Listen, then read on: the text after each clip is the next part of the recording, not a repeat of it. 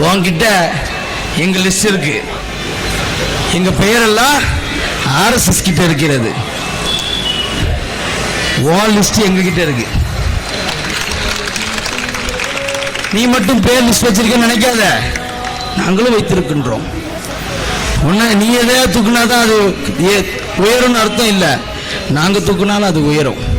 ஆர்எஸ்எஸும் பிஜேபியும் எங்கேயாவது ஒரு பிரச்சனை பண்ணிட்டானா 10 நாள் என்ன செய்ய மாட்டான், வெளியே வரமாட்டான். சென்னையிலே அப்படிதான் 10 நாள் வரமாட்டான்.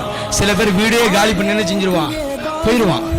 கண்ணீரும் இரத்தமும் ஒரு பக்கம் வலியாது என்பதை மட்டும் ஆர்எஸ்எஸ் நீ வைத்துக் கொள்.